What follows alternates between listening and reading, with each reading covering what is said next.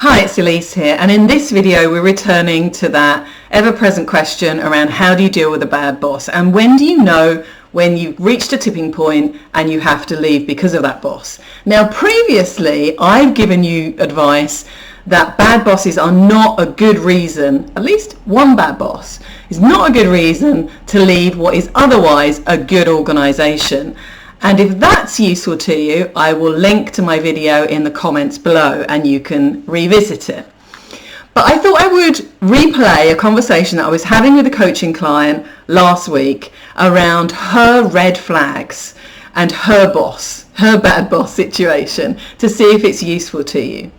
So as we unpicked the issue around her bad boss, and she was trying to work out whether her bad boss was really reason enough for her to leave the organisation, there were 3 red flags that came up.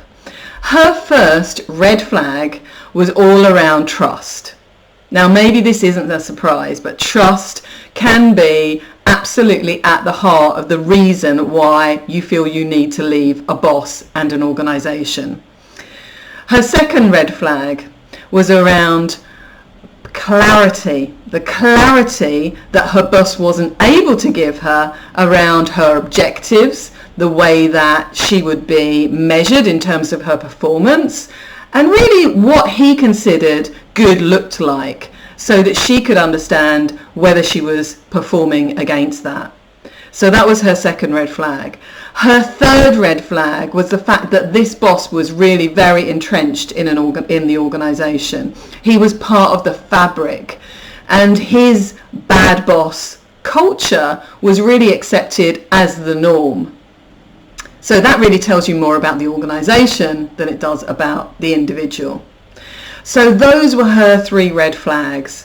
But I would love to hear, because we're stronger together, what are your red flags? Have you come across this dilemma yourself? Have you considered leaving an organisation because of a bad boss? And what were the red flags that you saw? I'd love to hear in the comments below. Until next time.